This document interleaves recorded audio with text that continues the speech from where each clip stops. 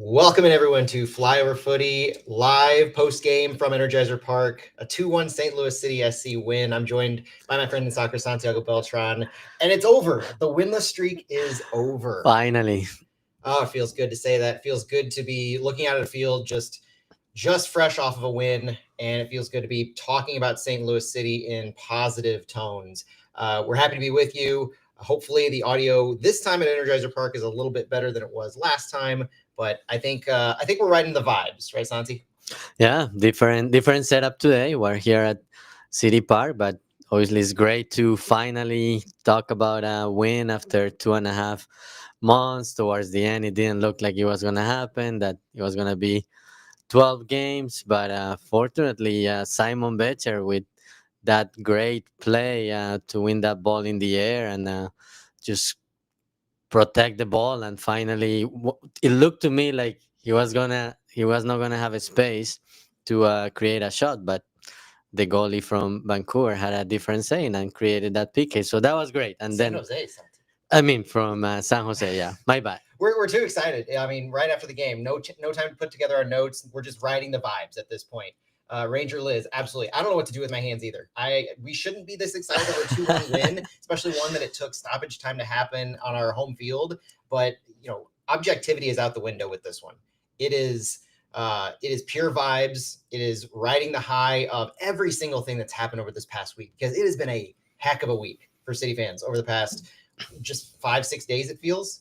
Yeah, and just a short turnaround with the new coach, and then we learned, yeah, it's gonna be a new formation, and yeah, just very tight turnaround for the team, and they deliver with 3 points. And yeah, it wasn't. I wouldn't say it was like, oh, the best game. Things have turned around, but starting this new era with 3 points was very important. You ready to get going with the pod? Let's do it. Haven't even started recording the pod yet, but we're just riding those waves right now. I don't know, probably like an hour or so into this. What do you think? Yeah, we'll see. We'll see how long we go. All right, here we go. Welcome everyone to Flyover Footy. My name is Matt Baker, joined as always by my friend in soccer, Santiago Beltran. We are live in this edition of Flyover Footy's Fallout, looking at a 2-1 win from St. Louis City over the San Jose Earthquake. I barely know how to do an intro when we win anymore. But what is a win? Well, we're coming at you live post game from Energizer Park, right after the win, right after the press conference. We heard from caretaker manager, still getting used to that term, caretaker manager David Critchley, as well as goal scorer Edu Leuven and goal scorer Jacques Klaus. The vibes are high. The everything is just riding so well right now. So Santi, you were on the call. What are your thoughts immediately post game?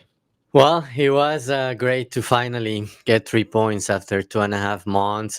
It was needed, especially because we're coming to the half point of the season, and also the next 3 out of the next 4 games are here at Energizer Park. And I think if you win those three, regardless of what happens on Saturday against Portland, you're kind of back on track. Yeah, we know everybody has done the math. The teams needs a lot of points, and needs to get like 55-56% of the points, depending on how many points you put on that 9 team. But if you win 3 out of 4 games, you're kind of back on track, and you close the gap, and it's not 55% anymore. You start closing that. So winning at home this next 3 games is going to be very important, and closing today with a win with that PK from Edo Leuven when it looked like it was slipping away is very important.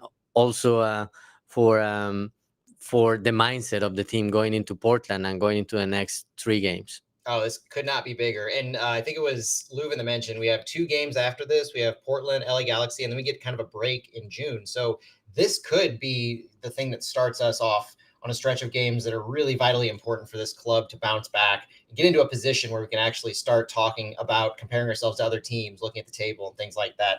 This is one of those matches that truly feels from every perspective that you can really build on this. Santi, let's take it back to the beginning, though, as we cover everything we can about this game.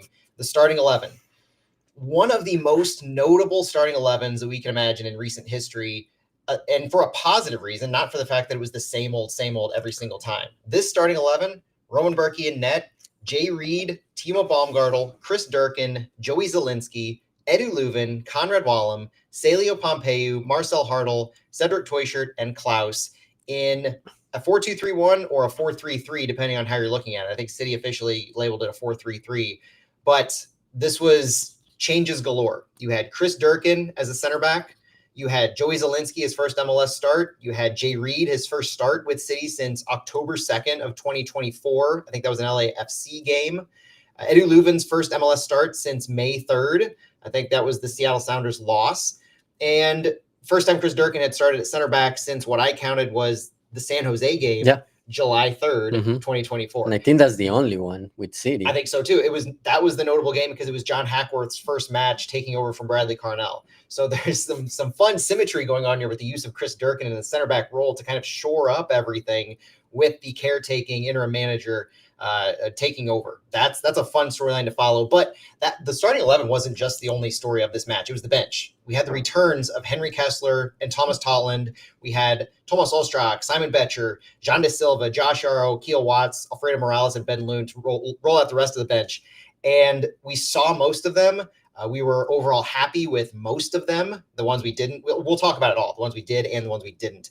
But I think the takeaway that I had from this starting 11, aside from those notable first starts and Durkin's appearance at center back, is Jay Reid and Joey Zielinski. I asked caretaking manager, it's going to take me forever to get this caretaking manager thing.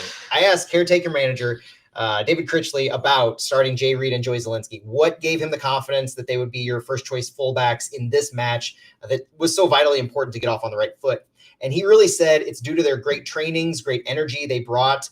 But he also referenced San Jose's formation, noting that they expected San Jose to come out in a 3-2-5, which they did with their three center backs. It's a line that Bruce Arena's San Jose Earthquakes have had all season long.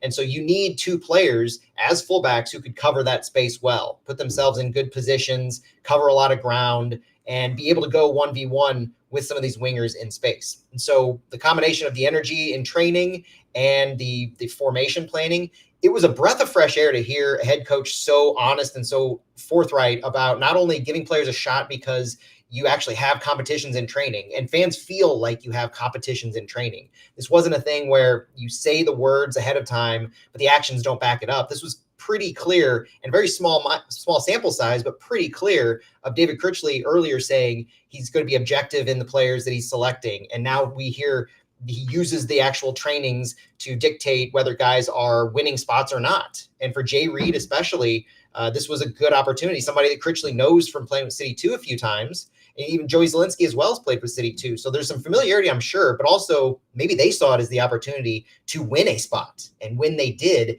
in these couple opportunities. Santi, did you make any other notes on this starting 11?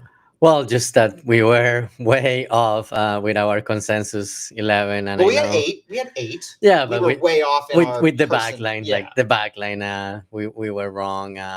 But yeah, it was refreshing just to see new guys who haven't had opportunities. And yeah, a lot of times coaches when they come, they say, yeah, there's gonna be competition and guys have to earn their spots, and in the end, like they don't make changes. But it was refreshing to see Critchley going for it with guys who have not had minutes. Jaden Reed has had a few minutes after his injury, but just getting his first start in a while, and just Chris Durkin as a center back.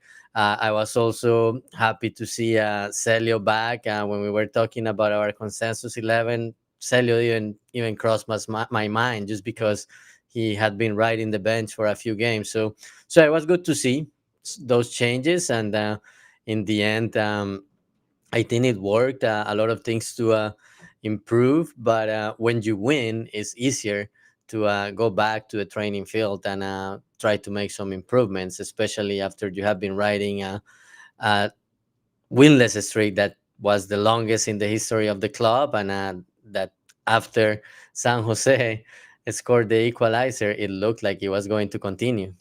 Yeah, that's true. Now, I think some of the big stories that I had in this match, not just the winless streak snapped at 11, not just the San Jose thing going on, because that's kind of a funny side story to this, is we have a 5-game winning streak now against the San Jose Earthquake. And every single match, like we talked about on Flyover last week, tends to come after an inflection point of sorts with the club. The first year we were struggling, we had the rotated lineup away that we all viewed as punting of sorts, and they turned out a 2-1 win. Last season, it was John Hackworth's first match as interim head coach, like we alluded to earlier, and we pulled out the win on that one. I think that was 2-0. And then this obvious match with David Critchley's side. So you're having a team, and I'm sure San Jose is just sick and tired of playing St. Louis and playing a St. Louis team that has just gone through trials and tribulations ahead of playing them. I can only imagine that they're just done with that. And Bruce Arena is frustrated to all end. 15 points out of 15 against San Jose. Perfect record for City against San Jose. So how do we get the waiver by MLS to say, let's swap out some matches for San Jose the rest of the way? I don't know. What do we need to do? But the other thing was, Santi, I'm curious, how did you think this back four performed? Because David Critchley was very clear to us earlier in the week. He's moving to a back four. It is a core concept of this club, as he referred to it. And he showed us a back four, but he also showed us a back four that he was willing to have a different look at. Because, and I had to pull back a tweet that I put out from like a week or two ago after seeing an Olaf Melberg lineup that was about the fifth or sixth straight time that we had the Hebert, Baumgartel, Yarrow, Watts back line, at least 4 of the 5. I was throwing things against the wall, hoping they'd stick, saying, listen, guys, this isn't our only possible back line. Even if we have Kessler and Nielsen hurt, we have things that we can get creative with. I mentioned Zielinski as a right center back. If you're going to stick with 3 in the back, I mentioned Zielinski as a right center back, Reed as a left center back, and I mentioned Durkin as a center back. Yet we had nothing of the sorts of those changes by Olaf. And then we have the first game for David Critchley, not only going to a back four, which you would think may leave your back line more exposed, more susceptible to line breaking actions or 1v1s that could turn bad. But he didn't just move to a back four. He moved to a back four with the creativity that we had been asking for so long. You're getting Chris Durkin as a center back alongside Timo Baumgartel, and then 2 players who are youngsters under 24 years old on our fullbacks. What did you make of this 4-man back line? No, I liked it when I saw the starting lineup. I was like, yeah, it's all new, a new backline, but I had confidence that they were gonna get it done. Seeing Chris Durkin as a center back, obviously a surprise, but I went back. I immediately remember, oh, he was a center back against San Jose last year when City won 2-0 and also snapped the winless streak. But just having somebody like Dorking, he's good with the ball, and that's something that a lot of people had complained about the previous system, that creativity wasn't there. There wasn't really a good way for the team to play from the back, a lot of long balls, but Dorking managed that really well. And it's too bad he got injured towards like the middle of the first half. After that, I don't know if he was feeling something already, but after that shot from outside the box, you can definitely see him like favoring his knee and limping, but he did a great job managing that back line the first half, and with the ball and the team playing from the back. That was refreshing to see, instead of touching from left to right, right to left, forever, and then long ball. Dorkin did really well, like finding the spaces and playing with the ball to the middle. So that was good to see. Now he's injured. I don't know if he's going to be an option next game, but somebody's going to have to step up for that. And to pick up on that note, Critchley did not have an update immediately post-game. So we look forward to hearing what the update on Chris Durkin is after having to sub out into the second half. I think Durkin left. When did Durkin leave? In halftime, no? At halftime. Oh, yeah, Durkin was the sub at halftime for Henry Kessler, which Critchley also said they used the halftime sub strategically, knowing that they could do that without needing to use a window. Right. It was a combination of subbing out Chris Durkin, but also getting Henry Kessler minutes, because Critchley said we knew we wanted to play Kessler. He wasn't just on the bench because he's available, but we're not going to play him. And I think the halftime sub, something we don't see often, used strategically, to Critchley's point, kind of got Durkin out of there, because even after the hydration break, I think Durkin was showing a little wear. I'm not sure if he picked up a knock or if it was just straining, but I think he had a different leg brace on, or a leg sleeve. Of sorts. He did have from black to red during the first half. So we hope Chris Durkin bounces back, is available. The depth gets to be a little thinner at that point, but you do have to continue looking on the bright side, I think.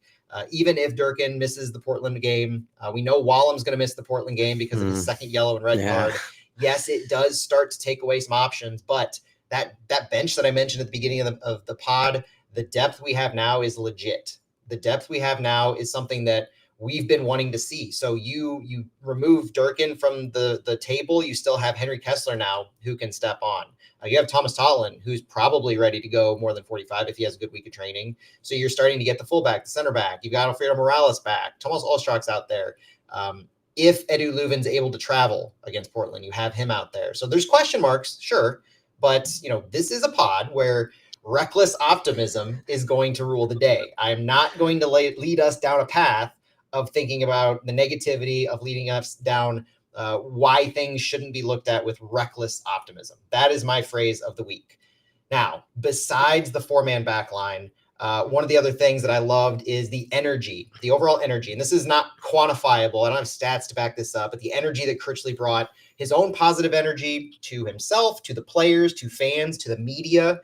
Edu Leuven spoke post-game to this, talking about how Critchley's best qualities are building relationships, and it's infectious. He makes everybody else want to do this as well, and is a coach that clearly wants to make the players play for him and to get the most out of his players. And this was something that, while we don't have this, there's no stats that can back this up. This has to go overtly, explicitly said, because there is something to being able to get the most out of your players, and for a player to want to play for their coach, to have that drive and determination, to fight until the end of stoppage time each half, and to never give up. Because this was the first time all season, and we've only won 3 games, but this is the first time all season that we've come from behind after conceding one of those horrifying post 60-minute goals. The goals that we've been frustrated, that happened in this game. But we're not worried about it as much because we actually fought. We had chances after that into the 80, 85th, 86th minute with John De Silva, a couple things, which we'll circle back to, but we didn't give up. Simon Betcher earned that PK. Conrad Vollum did a great job in facilitating the ball up to Simon Betcher, who didn't give up. Those are the kinds of plays that are the story of today, not the fact that we conceded a post 60-minute goal, because this team fought back, and they fought back because of David Critchley. Yeah, he did a good job on his first week. Players motivated. You could see a different vibe, a different mindset playing for the new coach. And in the end, the team gets 3 points that will keep it for now on that playoff race. And it's a good start for Critchley. You always think, oh, new coach. What if he doesn't get the result? How long he's gonna be there? But for now, he's the caretaker manager. He's in charge, and he took some risk today with making the lineup changes. Something like everybody had been asking of Olaf for the last few weeks. Like, come on, make some changes.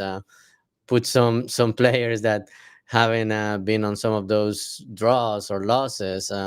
But he went for it, and he had expressed it on Thursday during the press conference that we want to be aggressive. We want to be that dynamic team that we had been before, and bring the excitement to the fans. And for some moments, I was able to see that it wasn't consistent the 90 minutes, but you have to also give credit to San Jose. After they were down 1-0, they basically brought the big guns, Christian Espinosa.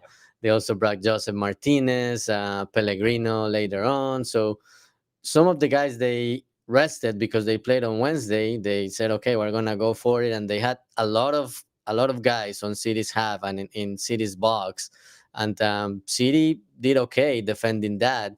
For a moment after San Jose scored, it looked like maybe this one was gonna slip away and San Jose was going to score, but the team kept fighting, and it was great to see Simon Betcher like just confident fighting for the ball and creating that PK. So both Klaus and Betcher were important today, and that's what you need when you have that situation when only one of them starts.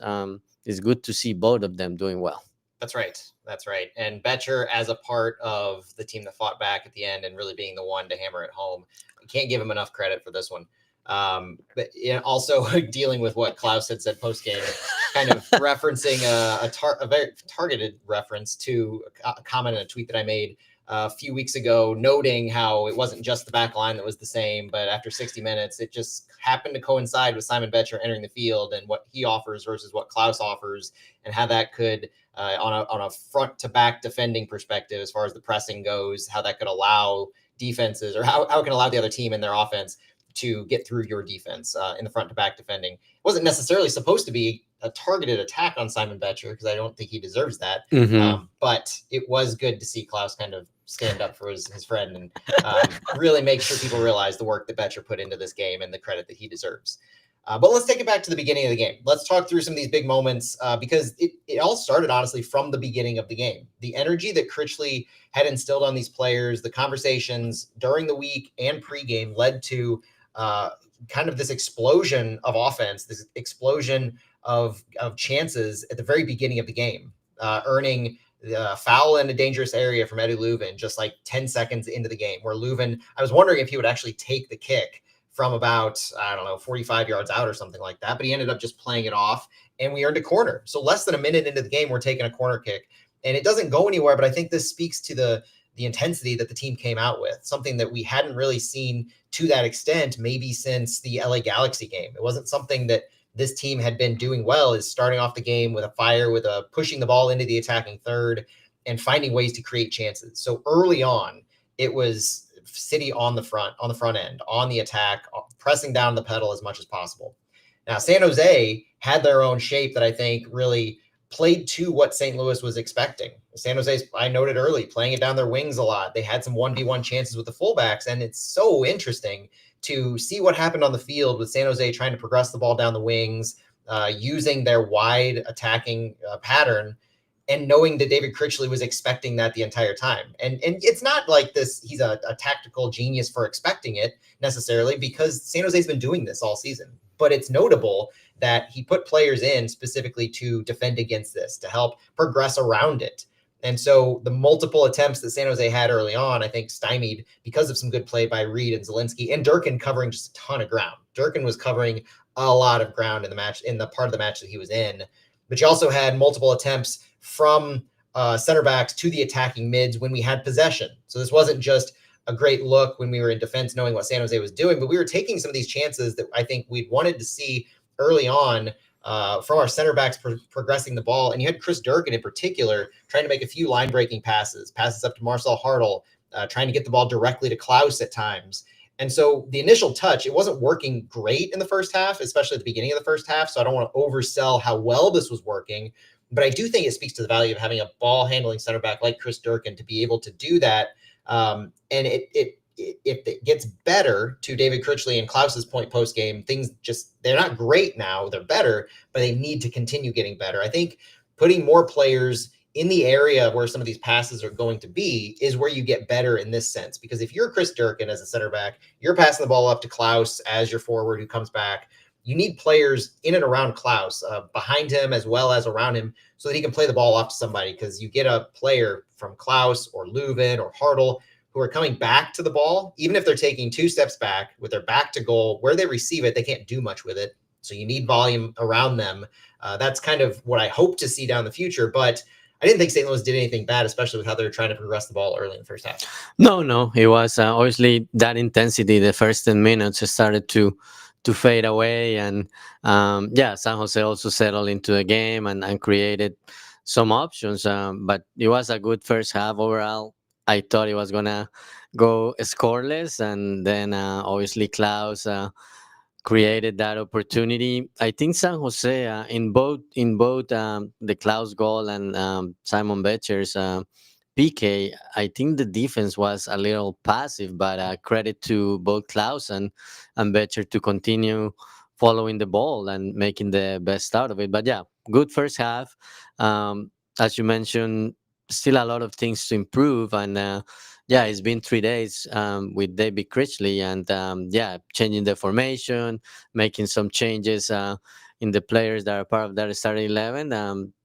With another week to work, I think we're going to see a better product the next couple of weeks. The chances weren't great in the first half. I think we had some good progression. And one of the things that I noted was the way that we were progressing didn't actually seem that vastly different from where we were trying to progress before. We had tried to build out of our back with the center backs. We had tried to send the ball long to some of our attacking players. It just seemed like it was more effective in this game. We were able to connect the ball up to, especially in the first half, up to Salio a few times, up to Klaus, whether it was from Berkey or one of our center backs or our fullbacks. We were able to kind of put our players in better positions because they seemed to be creating more space. And they were able to get more 1v1s.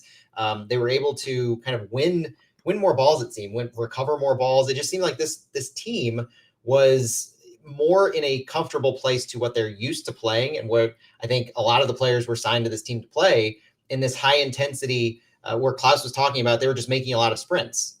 And if you're putting players who are signed to do a specific style of play, signed to play a specific style of play, putting them back into that comfortability and getting them into positions that they're more comfortable in, they're going to have better results. And I think that's kind of where we saw the better connections in the first half, especially, but also up until we started making a lot of subs, those connections were working out a lot better because it was more. I mean, we talk about the St. Louis City style, but that's honestly what this was. Yeah, just back to the basics.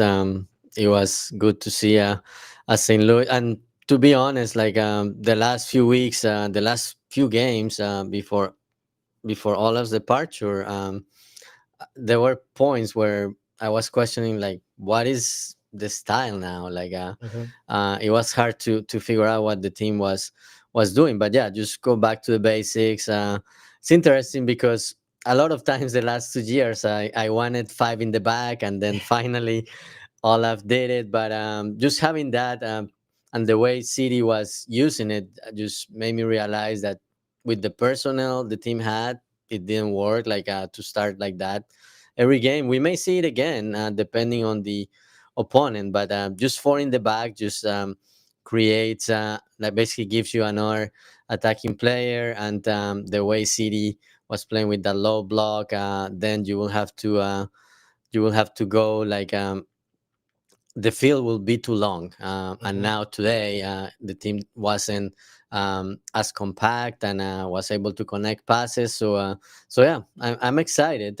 Lots of things to improve, but I'm excited about what the team showed today, especially 3 points is the most important piece, because we could be sitting here and saying, oh, 1-1, which basically puts us behind on the table, but good things. But backing it up with 3 points, I think that's the main point from today. And it's easy to kind of take a look at the field and when you're watching this game and see the biggest difference between what Olaf was doing versus what Critchley's having them do now. It doesn't take advanced analytics to really see the fact that it's a numbers game. Critchley's valuing more volume in the attack, more players in attacking spaces on the field versus what Olaf was doing, which is more players behind the ball, a more stout defensive where you're not allowing space, because if you're defending in zonal marking, you're just not wanting to leave those zones too wide. But what Critchley's doing is very much a fan of 1v1 defending, trusting his center backs and his fullbacks to work together, speak to each other, and defend the spaces that they need to, whether it's in transition or whether it's in a rest defensive sort. And by doing this, you're allowing that volume of players to move from the defensive half into the attacking half more regularly. And so you're giving more options. And so when I talked earlier about wanting to see the team continuing to get better on these line breaking passes and then second and third passes from there, trying to connect a string of passes, by having more players in and around the ball in those advanced areas, you're going to have that happen. It's going to occur with more regularity.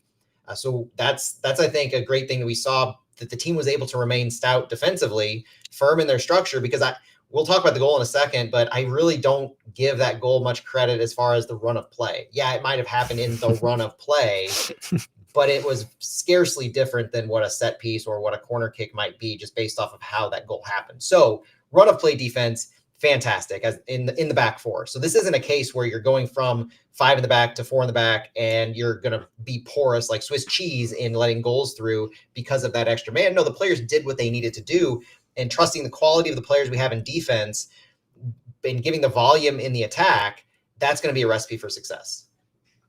Yeah, just have to continue building off this performance. Portland. It's a team that is doing well, but now every game it's important for this team. A lot of ground to make up to get to the playoffs, but it's good, and I'm optimistic about the start. 3 points this first game, but why don't we talk about the goal, Matt? I want to talk about two things before the goal. First off, the players who took chances in the first half. Marcel Harrell's bicycle kick attempt. Yeah, That that reminded was me of. beautiful. It reminded me of something you haven't been seeing a lot of. Yeah. A lot of chances taken, a lot of really wanting to create something in because he was in the midst of a lot of other players. It wasn't just Hartle on an island there. That was fun to see. Klaus almost scored at the 14-minute mark, a header from Leuven. So there were, and the PA was confused on that one. Did you hear the music start to play? Oh no, I did not. I missed The that. music started to play for a split second because the angle from the It press looked like area. it had. I was looking to. I was like, did it go in? Yeah, I saw balls bouncing over there. I think that was part of the confusion. But the only other really notable thing that happened besides the goal in the first half, besides those things, hydration break at 30, obviously, but the Cedric Toyshed injury. Yeah. This one might hurt. 41 minutes. Jean de Silva had to come in for Cedric Toyshed because said he suffered a non-contact injury in the box after kicking a ball to clear it. I mean, it was a big clearance attempt. It was he swung big with his leg and then just went down. This was kind of awful to see. He said I think he was banging the ground a little bit. He walked off gingerly, but this one just didn't look good. We don't have an update again on Cedric Toysherd's injury yet because David Critchley came straight to the press room. I didn't go get an update from his med staff before coming in. We just hope that Seti, along with Chris Durkin, Seti is able to recover quickly. It's not a significant or serious injury. But a big point of the game after that was Jean de Silva, who came in for Cedric Toyshed, got, I think, his longest run stretch in an MLS match, at least, because he started the Open Cup, but he got his longest run out. He played the right winger role, where if you had a complaint about Cedric Toyshed in the first half, you could probably say he was not exactly visible in most phases of the game. He was tucked in often with Klaus. His average positioning was like pretty close to the central area as opposed to wide right where he was lined up initially. Silva was the opposite. Silva took a lot of space on the right side, but we'll talk about Silva in a minute because I think he's the one player that you really have to be somewhat more critical on based on what his play was. But said he had to leave at 41, and then the goal happened. So I love to talk about three main phases of a game that can really change everything. As far as goals scored, you have the beginning of the game, obviously, where you've got your planning, you've got your tactics, you've got your approach for all 90 minutes. If you can score at the very beginning of the game, like St. Louis almost did, you change everything. It's the tactics are out the window for the team that had been planning. It is now down. It is one of the best chances, one of the best spots in the game to score. The others, it's obvious, right before half and right after half. Right before half is the benefit of you have to make the other team sit with just having conceded a goal, just having gone down, just having lost control of the match. And that's what St. Louis did. They forced San Jose to sit with that. And Klaus's goal was a really, really well put together goal. Berkey had a long goal kick played into Berkey had a short goal kick, rather, played to our defensive third. It eventually reached Leuven, played, I think there were one or two passes, reached Leuven, who sent a ball over the lines to Klaus. Klaus earned himself the shot. He won the duel, played the ball to himself in the box, and it was the keeper for San Jose. I think his name's Earl Edwards Jr. Yep. Edwards Jr. made a decision not to engage the ball, not to attack the ball, come off his line and try to get that, where I think Roman Berkey probably would have been off his line in this case. Yeah, for sure. And Edwards fell back to goal, gave Klaus space to recover his own aerial duel win, and Klaus put it away after that. It was clinical from Klaus to not just win the duel, but have the wherewithal to go after the ball, and then immediately after getting to the ball, realize the keeper has fallen back onto his line. He has all the space in the world, and his striker did what a striker needs to do. Yeah, great finish by Klaus, and very important to go up 1-0 at halftime. When you think about it, San Jose has to now think about that and could open some space at the beginning of the second half if they open up more and want to go for the equalizer. And I think for the mindset of the team, also great, not going into halftime and then have to talk, another draw. Yeah, we created some chances, but not scoring. And also Klaus, who had not scored in MLS play for a while. That's important for him too. is good to see him on the score sheet. And yeah, whatever San Jose did, Edwards and also the defender being a little passive, maybe they miscommunicated. Klaus was there to Mhm. take advantage of that, and that's what strikers have to do. Sometimes they just have to take advantage of what they are given, and Klaus was clinical with the finish, and it was great to finish the half, even though it didn't look like. Yeah, City started with great energy the first 10 minutes, but San Jose settled into the game, and they also created some opportunities. For a few moments they looked like the better team, but going into halftime 1-0 was great and very big for this team and for its mindset. Coming out of half, we only had one change. It was the one we mentioned earlier. Henry Kessler came on for Chris Durkin. And I'm going to take this opportunity to talk about John De Silva a little bit. Because coming out of half, I thought we had two really good opportunities created, really good progressions. One was John De Silva taking himself after about a 30-yard dribble in the midfield area. Notable to me, first of all, because of where he was when he took the ball through midfield. He was kind of in the central lane into the left channel a little bit, where his positioning should have been on the right side. So he took the ball inside, he cut in, and he progressed it up the middle. But he also had Celio Pompeu open a little bit on that left side that he could have dumped it off to, made that extra pass for, if not a better angle pass, a more open pass. Celio had far fewer defenders in his area where he could have had a better chance to actually get the ball to goal, where Silva had a straight-on shot to the keeper that was saved. And then a minute later, it was Celio who took it himself from the left after a kind of a well-organized movement into the final third at 49. This to me right here is the downfall of, or the potential pitfalls to a direct-to-goal mindset, where you're told you're supposed to go more direct to goal once you get the ball into the attacking third or the final third. And this is where we see St. Louis have those low numbers of passes in the final third. I don't think that's something that's really going to change that concept under David Critchley. Do you? No, no, probably not, just because of that direct to goal mindset. Yeah, on that play, like Celio, yeah, even though he had players to the left and to the right, he decided to take the shot, which is okay too. A lot of times we criticize City doesn't take shots when they need to, and we saw that a couple more times during the game, that it looked like a better pass could have been made, or maybe the shot should have gone, but um, it was okay. It was okay for Celio to do Yeah. that, but yeah, it's just those plays that the team gets momentum and gets there and it's in the box, but it's still having trouble um, making the best out of it. And I throw Celio in there just because the plays happened back to back. But Hmm. going back to Jean de Silva, this was the first kind of big notable thing that Silva did where it didn't work out well. He picked up a yellow card just 2 minutes coming on in the Yeah. first half, so that was okay. Well, he's got to be careful now at this point. But fast forward later on to the end of the game, staying on Jean de Silva. After we had conceded, after we were 1-1, there were two moments at 86 and 87 where you just really had to be frustrated with Jean de Silva's play. And to me, it showed the negative sides of what he has to offer. We know he's great with the ball at his feet. We know he has great speed. I don't, after this game, I have questions about his decision making more than anything else. Playing on the right side clearly doesn't seem like it's his strong suit. I was talking with Matthew Rocchio of Sports Hub STL during the game, and we were noting that obviously Silva came to us as a left winger. Left-sided attacker is where he primarily played. That's where he had been seemingly most comfortable. We've been playing him on the right side. If you notice, Jean de Silva likes to take the ball from the right and go pretty far over to the left. Hmm. Not to the left wing necessarily, but definitely approaching goal from the left Yeah. side.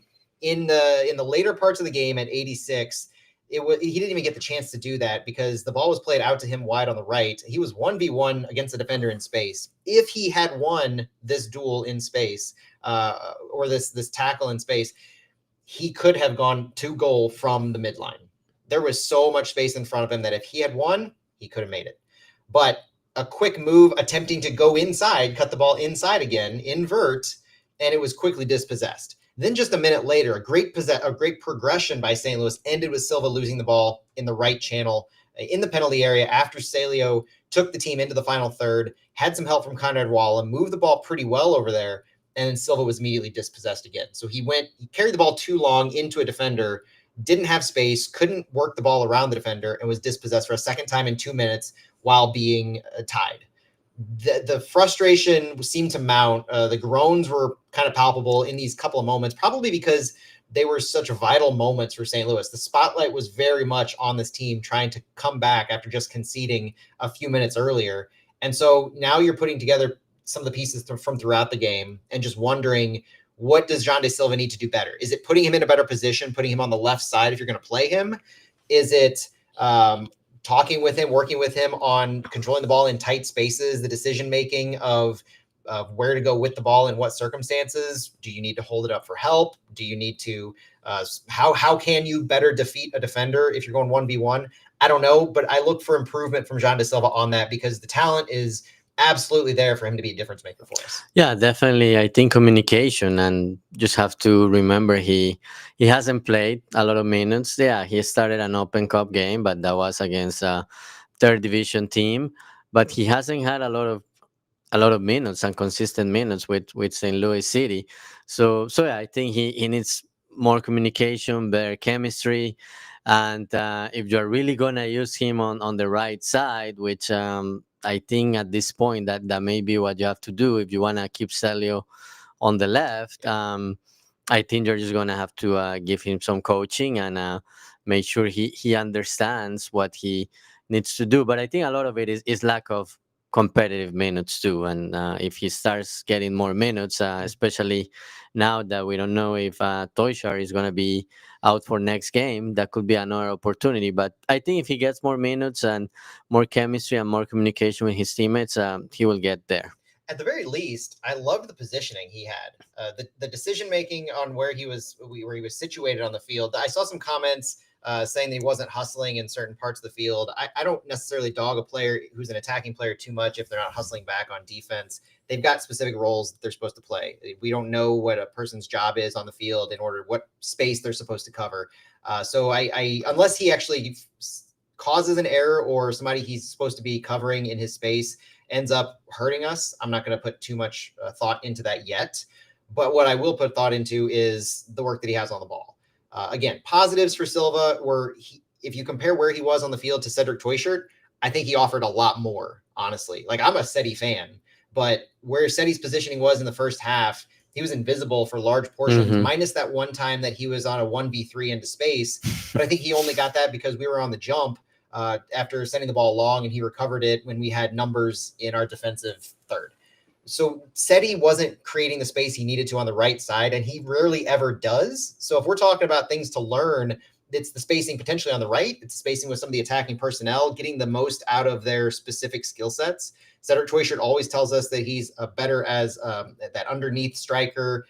He doesn't call it a 10. He calls it like 9.5, like Nico Gioacchini was, or somebody you can play off of, but centrally, being more central, more in front of goal and where you're working. John De Silva, I think, is that person who can stretch the field, is that person. And this game, like I said, the positioning was there. He was always on that right wing side. He was always in open space. We just need to see more quality, more better decision-making once he gets the ball or what he's doing in that space. Because if we can get that working, if we can get that right, he's offering us kind of a whole different dimension on the field from where we can play.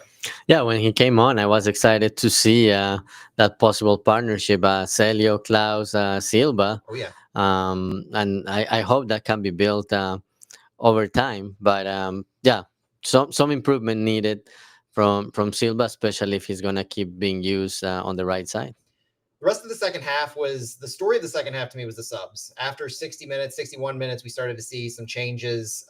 There weren't many notable chances that happened right before the changes, but you had 3 subs by San Jose. And this is where things started to get dicey for me is you're up by 1. That's fantastic. But now you're having the San Jose attacking threat. They were rotated from their match on Wednesday, so we weren't expecting them to be able to go. But now 61 minutes, you get Christian Espinoza, Joseph Martinez, and Bo Leroux all coming in. And so this is the quality that San Jose had been missing in their attack. And right after that, you get some additional quality from St. Louis. You get Thomas Totland coming in the game for Jay Reed. Now let's focus on as Totland. A left back. As a left back, yes. Incredibly notable. Thank you. So things on Thomas Totland. Totland's first appearance since March 15th against Seattle. After this game now, we can say City is undefeated with Thomas Totland in the lineup in 2025. conclusions can be drawn at your own will because I'm going to draw my own. And that speaks to the fact that we've been missing him for so long, but it also speaks to the quality of what St. Louis does with him in the game. Now, this was a very different Thomas Totland look than previous games. Obviously, he only came on at 62. He came on and played left back. So we left Joey Zielinski in the game. Totland and Reed, it was a 1-for-1 change. It was the first time that I can recall Thomas Totland played left back for City. But it's notable, if y'all remember when we first signed Thomas Totland, the question when we signed Thomas Totland that I asked a few times, because right after we signed him from BK Haken, he had been playing left back, and he'd been playing left back in the Europa League at the time. And so the question was, what are we doing signing a left back if we want him to play right back? And then we get some more details, more understanding that he was playing left back for BK Haken because of injury concerns, because they needed him to play left back, even though his natural position is right back. So now you add a new dimension that we really never thought was possible with Thomas Totland on our team, is he can play left back. So you get him in the game, you add that extra, you continue the dynamicism from what Jay Reed was offering, because Jay Reed didn't do anything wrong. He had a good game at left back. We were progressing the ball primarily on the left side, in fact, throughout the game. That continued. Joey Zielinski was fine, but it wasn't, with the four in the back, the fullback success, I think, was on the left side for most of this game. So Totland comes in, plays left back at 62. And then 73, we see Simon Betcher and Alfredo Morales come in for Klaus and Joey Zielinski. And this is where you have a concern of Klaus injury, first of all, because Klaus comes out, but you're not at a sub window. So he just kind of comes off the field. I know. I was like, what's he doing? The ref doesn't let Betcher on the field. And so we played 2 minutes down a man. And thankfully, we don't concede or anything. But it was kind of notable to me.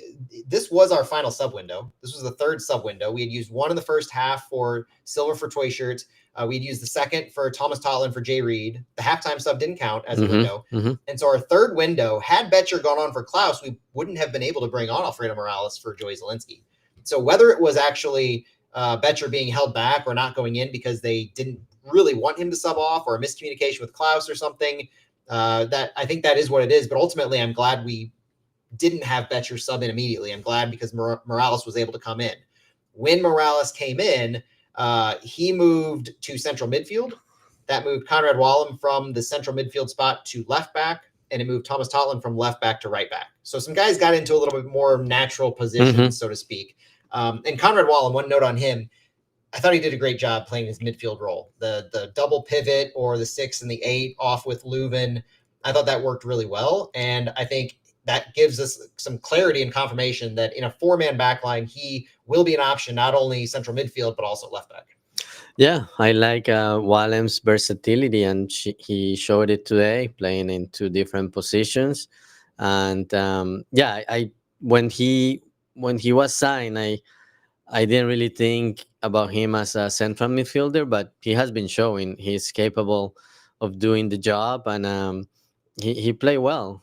It's too bad he got that red card towards the end. Now we're gonna have to worry about that against Portland, but he just brings he basically gives 110% every duel, and I really like the way he plays. He has been a great addition for the team, and the fact that he can play different positions is also a plus.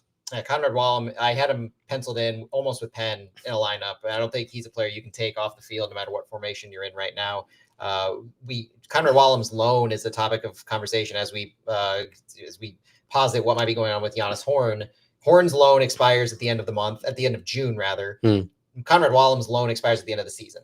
So he's with us at least for the full season. There's no concern of him going anywhere for this calendar year. Later on in the game, though, San Jose brought their final sub in at 79, and then the goal happened at 83. So we had made it 10 minutes after our final sub before allowing a goal. And this goal, like I mentioned, it's not a run-up play goal. This isn't a goal where you can say that we had porous transition defense, guys missed their marks. To me, this goal, and I may change my tune if I watch it more and more on replay, but it seemed in the moment and on one replay that I saw that this was just a fantastically timed pass and shot by Vitor Costa and Joseph Martinez. It was on a throw-in, first of all. So a throw-in that had, I think, 2 or 3 passes from there, spreading City's defenders a little bit wide in the final third. And then Vitor Costa from the near side, or from San Jose's attacking left, ended up sending a cross in, quick cross, and it was to a streaking Joseph Martinez who put out the perfect touch, extending his foot to catch the ball, splitting two defenders, and then getting past Berkey. This is a goal that is a quintessential Joseph Martinez goal, a poacher in the box that needs that kind of quality touch because it's very much on a razor's edge of even being able to connect. And our defenders were there in that moment. So I think as far as the play that happened after the throw in, that was pure class by San Jose. We probably have to be marking a player of Joseph Martinez quality a little bit better, obviously, if you're looking for what we could be doing. But yeah, the only big problem I have is the fact that we conceded that throw in general. Poor pass that gives them a throw in that Aaron mentioned in the chat. That's on Betcher, and that's fine. I think that's one of those moments that you do have to really grasp with and do better at in being clinical with the ball in those later stages of the game. Because when you give up an opportunity like that, even if you have good defending on the play after, magic tends to happen when you have quality players like Joseph Martinez. And that, unfortunately, is what happened with City. Anything else you make from that goal, or was it just real class by San Jose? No, San Jose after the throwing, yeah, just the way they executed. But yeah, Aaron has a good point. Like when you give a throwing like that late in the game, the other team can cash in, especially a San Jose team that had Joseph Martinez and Espinosa and some of the other guys that were rested. And you had a St. Louis City team that was starting to get tired. And yeah, you cannot make mistakes like that. But the execution on San Jose on the throwing, I don't think there is much you can do about that. We already covered the Silva issues that I had leading up to stoppage time. And then it was Conrad Wallem and Simon Betcher that really made the difference in this game at the end. City didn't give up. They didn't stop fighting. They conceded. It turned into a Casey situation at first where you concede goals until you get tied, but then they came back. This is a new era for St. Louis City in this sense as well. And this really is what gives us something to build off of is the stoppage time progression through Conrad Wallem up to Simon Betcher. Betcher doing what it takes to keep control enough of the ball to earn the PK. And then Edu Leuven with the absolute storybook finish. I saw cameras go out. I saw everybody. There was nobody sitting down at this point. Every single person in the stadium was fixated on Edu Leuven with the storybook ending. And there was no other option. Who was going to take it on the field? You had Marcel Hartl, you had Edu Leuven. This was Leuven's ball. Leuven, yeah. This was a match that Leuven needed this moment. And if he didn't need it, the fans needed it for him. I said on our last show that when Edu Leuven gets his name announced in the starting 11 before the game, I want to hear the absolute I want to see the roof blown off of this stadium. And I think that happened. And I also think that the moment Leuven had in that time, in that spot, it was magic. For everybody who was watching, it was magic for Leuven and for his teammates. And I asked him about that post-game. I asked him about his mindset, stepping up for that shot, stepping up for that amidst everything else that's been going on, not just with him, with his team's winless streak, with everything else that this team has been going through, and for the fans who have been, as the players have said, suffering alongside the players throughout this entire stretch. And Leuven had a really interesting response. And this speaks to the clarity that he has, the perspective that he has, and the weight that he's been carrying with him for this entire time, for a year at this point. And it was, he knows that it's just a game. His perspective on soccer has obviously changed. And he knows what really matters. He knows what pressure is and what determination is. And at this moment, everything kind of went quiet for him. So I envision those moments in movies where the noise just shuts down and you go into the zone, you get quiet, you know what you have to do, you have a job to perform. He shuts everything else out and he finishes. And he puts City up 2-1, and then the celebration begins. The players mob him, the fans explode, and it's enough to win the game for City. Yeah, Energizer Park got so loud after that goal, and yeah, it's great to see Edu back on the field, also scoring, making such an important play. That was great to see, and I think that makes everybody feel happy. Also, Lewin he has been going through tough things the last year. I think that's also good for him. And yeah, we don't know how long he's gonna be available, when. So for now, just have to enjoy that he was out there, and that the team really looks different when he's on the field. Eddie Leuven also man of the match. Was there any other option? No. No, it was Eddie Leuven. It was always going to be Eddie Leuven. It's a rom com. It was always going to be Leuven. 1 goal, 1 assist. He had 50 of 63 accurate passes. He had 80 touches, led the team with 80 touches. This was another one of those quintessential City matches where you're going to be putting yourself in a good position if Eddie Leuven has the most touches of anyone on your team. And that's what we had here. He had 8 recoveries, 2 clearances. He had 2 duels won. This was an Edu Leuven who was the engine in the midfield. He was the maestro that was moving everything. He was our lion.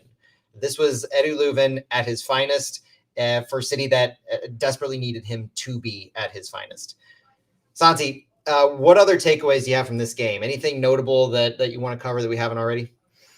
No, no, I think we got it all. It's great to get out of that winless streak, and hopefully the team will continue building into this momentum. That's right. It wasn't perfect. It wasn't the prettiest game in the world, but as Klaus said at the end, they've gotten better. They're getting better, and they will continue to get better. We look ahead now. So we've played on Saturday afternoon. We don't exactly know what the rest of the league is going to be doing on Saturday night as we record this, but City has, for now, jumped SKC in the standings up to 13th place. We have 14 points in 16 matches. We improved to 3-8-5. It all has to start somewhere, folks. Everything has to start somewhere. We know the standings are what they are. We know the stats are what they are. Everything has to start from somewhere. And when you've dug yourself a hole, it takes a bit to dig yourself out. Celebrate those individual steps, those individual climbs out of that hole. We firmly believe that we're on a better track. We firmly believe that there's a reason to be positive about this team now. We've seen the change that has clearly sparked something with the players, and we're going to continue carrying that. City has a little bit of an extended break until next Sunday, so they've got an extra day of rest, and they can carry this positive momentum forward. They carry the better mindset, the confidence to continue improving off of this tangible result. They don't play again until next Sunday, 6 p.m. on Sunday Night Soccer against the Portland Timbers in Portland, where they will be without Conrad Wallum because he picked up a second yellow and has a red. He's suspended for the next game. We don't know the status of Eddie Leuven because of whether he's going to be able to travel with the club, non-injury. Obviously, we know what's going on. We don't need to harp on it. But we're also questionable for Chris Durkin and Cedric Teuchert. So some of the players we saw off the bench may get more minutes. We didn't even see JGR on the roster. So he's an option. He's healthy. I believe he was a healthy scratch just because of a numbers thing. This is the depth now where you're having healthy scratches of players who over the past few games showed you significant minutes. You also have some of the players like Kessler and Totland who made more or less cameos, or 20, 30, 45 minutes for Kessler.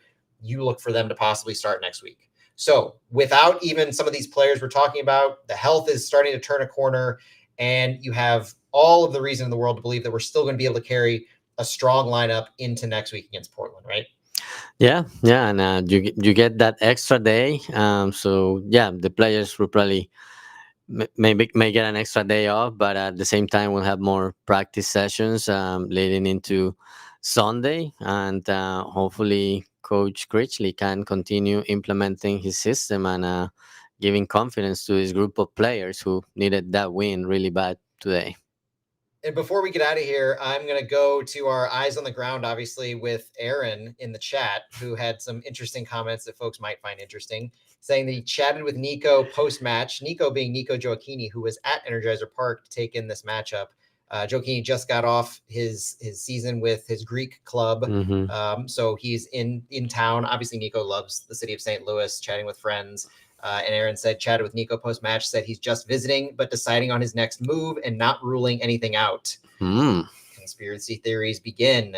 Aaron also said he was all smiles and said he's on his way to Shake Shack. For real on that one. So hopefully it's a healthy Shake Shack visit. I'm good with that. And then on Klaus, Aaron says, Klaus told me it's just a cramp and he's feeling good. While Alm implied he isn't close. We'll see what that implication means this upcoming week. Maybe we'll see Alm with City too, but even without Alm, even without Nielsen, we showed the quality we have here. I think it's notable too. And I'm curious if Aaron puts this in the chat. I have no idea when he talked to the players outside of the fact that the vibe after the match seemed like it returned. And I'm not just saying because it was a win. It just seemed like it returned in general to the manager respecting and showing appreciation and gratitude for the players, or for the fans rather, and the players as well, coming over and speaking to folks, going around the stadium. Aaron said he chatted with them as they were exiting the parking. So he saw them when they were exiting parking. But on this note, one other thing, as far as the appreciation for fans, the conversations, the excitement, I want to give, again, special credit to David Critchley. And I know I waxed poetic on him earlier, and there's going to be ups and downs of the Critchley era, obviously. I'm appreciating the ups while we have them, because I know what it's like to go through those couple of months without. We all do. Critchley, in the media room especially, is the only manager from St. Louis City that we've had who's come and shaken the hands of every single person in that room, almost as a thank you for coming, thank you for covering our team, thank you for doing what you're doing. And it was every single person. After he was done with his comments, he made his way all throughout that room. And that's the kind of coach that I'd run through a brick wall for him. I think a lot of media, a lot of fans, a lot of people who do have podcasts like this, they can sense that this is the coach that you would run through a wall for. And for him to take that time and that appreciation, I think that's the thing that we look forward to more from a guy like David Critchley. Yeah, and that aligns with his comments about relationships, and not only the relationships with the players, relationships with the media, with the fans. So yeah, it's good to see that he's open to that, and shows his appreciation for people who are covering the team, and for people like us who do this podcast. Yeah, that's great to see from a new coach, and hopefully he will continue having success. And with that, we will call it a show. Thank you so much for joining us on this edition of Flyover Footy's Fallout, looking at the 2-1 win over the San Jose Earthquakes by St. Louis City at home in Energizer Park. We'll talk to you this upcoming week when we have more coverage of the team after training on Tuesday, we assume, and then we'll be back to preview the Portland Timbers later this week. So thank you so much for joining us in this special edition post-game. If you're watching on the live stream, and if you're listening on podcast, thank you so much for downloading. We really appreciate all the listens. Thank you so much. For Santiago Beltran, my name is Matt Baker, and we'll talk to you later. Vamos City! All right, and for everybody on the live stream, before we turn it off, I want to say thank you for joining us, and thank you to the cleaning crew who came and said hey during that. That was yeah, it was a special appearance. Special appearance by the cleaning crew, who were definitely taking up their time. So we do not want to keep them from doing their job. But for everybody who was on the live stream, thank you so much for joining us. From Santi, from Matt, thank you, and we will talk to you all later.